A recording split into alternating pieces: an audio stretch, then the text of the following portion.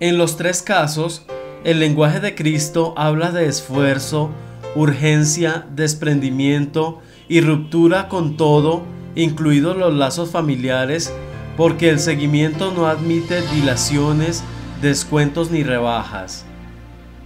No es que Jesús invalide el cuarto mandamiento, que afirma en otras ocasiones, sino que establece un orden de prioridades. Y lo primero es el reino de Dios, optar por él. Como en toda elección, supone renunciar a lo demás.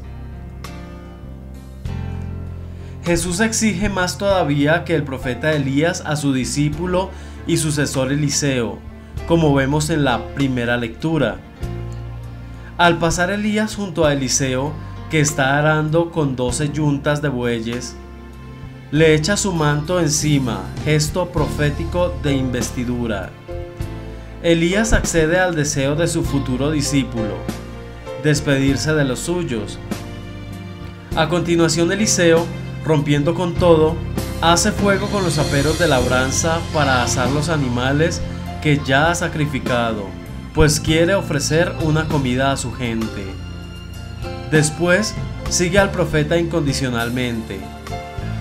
Si a partir de ahora en el Evangelio de San Lucas la vida de Jesús se expresa como subida a Jerusalén, es decir, como camino hacia la cruz, la vida del discípulo se denominará seguimiento.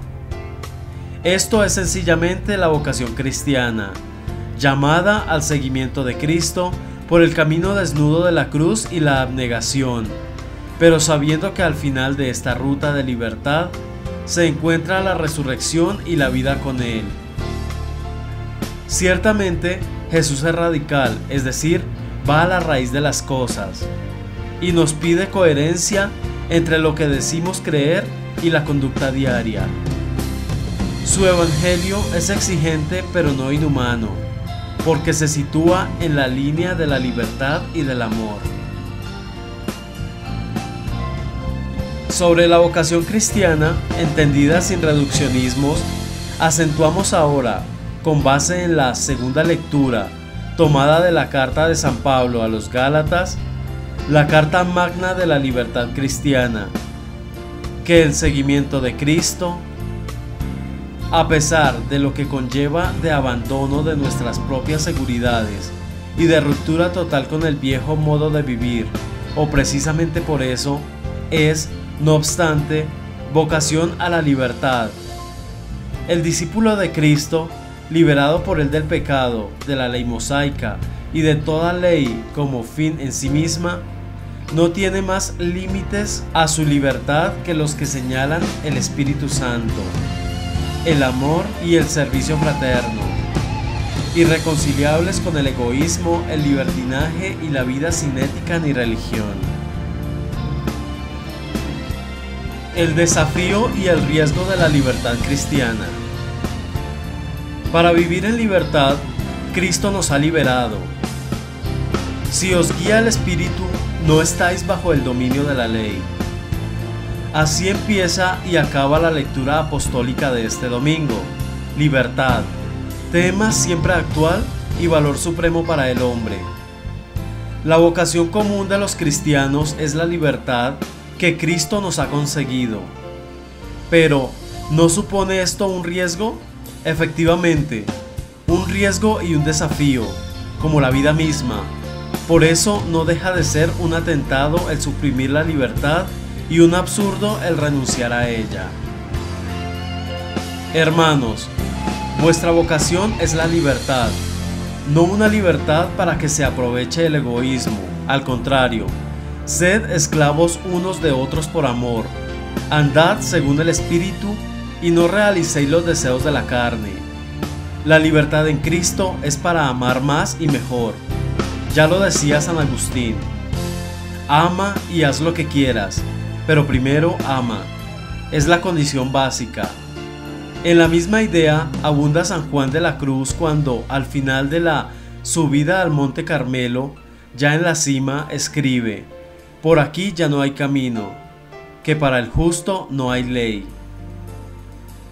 La libertad del que ama a Dios y a los hermanos la libertad del justo, del santo, la auténtica libertad cristiana no es vivir sin ley, anomía en términos bíblicos, sino identificación total de su voluntad con la de Dios, con el bien y la verdad, con la ley evangélica que se resume en amar.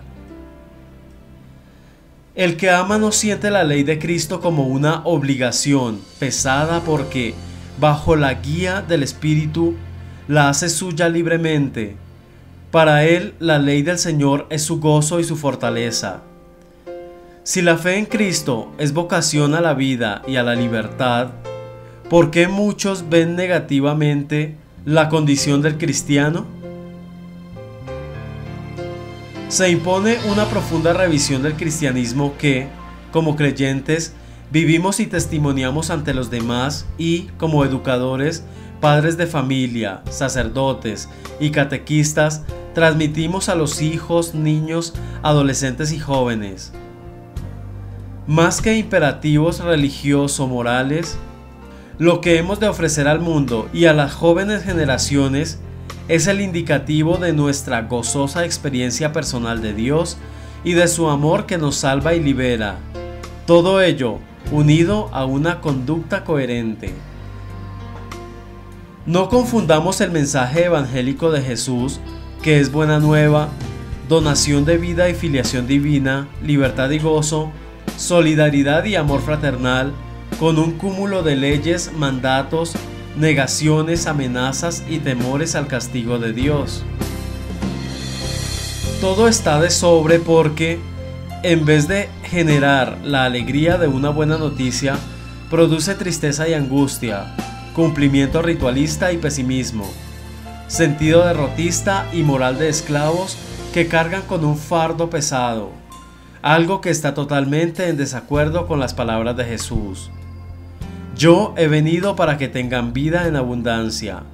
La verdad os hará libres. Venid a mí los que estáis cansados y agobiados, y yo os aliviaré. Porque mi yugo es llevadero y mi carga ligera. Si Cristo nos propone radicalmente su propio seguimiento, es para liberarnos creando espacios de vida y libertad. El discípulo que se sabe amado por Dios Padre, conocido personalmente por Cristo y guiado por el Espíritu, vive en un clima espiritual de confianza. El Señor es mi pastor, nada me falta. Aunque camine por cañadas oscuras, nada temo, porque tu vara y tu cayado me sosiegan. Hacer del cristianismo una hosca religión del deber contradice el programa de liberación que Cristo expuso en la sinagoga de Nazaret y falsea la invitación y el mensaje de felicidad de las bienaventuranzas.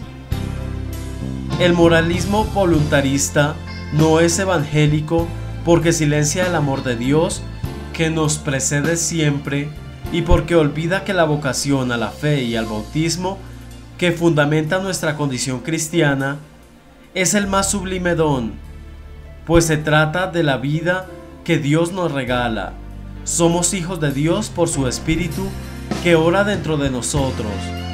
Padre nuestro, esto es lo que nos posibilita el optimismo a pesar de todas las miserias humanas, la esperanza y la libertad en medio de la ramplonería mezquina de un mundo insolidario y egoísta. Reflexión. Para el testimonio y la credibilidad del Evangelio, hemos de orientar la religiosidad y la ética cristianas en sentido personalista y liberador. No creemos y seguimos dogmas abstractos y meras prescripciones sobre práctica cultural, sino que creemos y seguimos a alguien. Cristo Jesús, el Hijo de Dios, el Salvador del hombre y del mundo, la verdad que nos libera. Él nos llama cada día de múltiples maneras y por nuestro propio nombre a caminar con Él y espera de nosotros una respuesta también personal. Quien vea nuestra religión y nuestras comunidades cristianas, que deben celebrar lo más alegre y festivo, el amor y la salvación de Dios, pensará que la fe en Jesús es vida y libertad o bien un sistema fosilizado. Nuestro mundo necesita una comunidad de testigos, hombres y mujeres que muestren el fruto de su liberación y salvación por Cristo, contagiando fe, esperanza y amor, sobre todo en estos tiempos en los que nos ha tocado vivir, que se está poniendo a prueba nuestra fe en el Hijo de Dios, que se cuestiona y se niega todo lo santo. Que Él nos ayude a dar testimonio de esa fe y de la esperanza que con ella se nos da. Así sea. Alabado sea Jesucristo.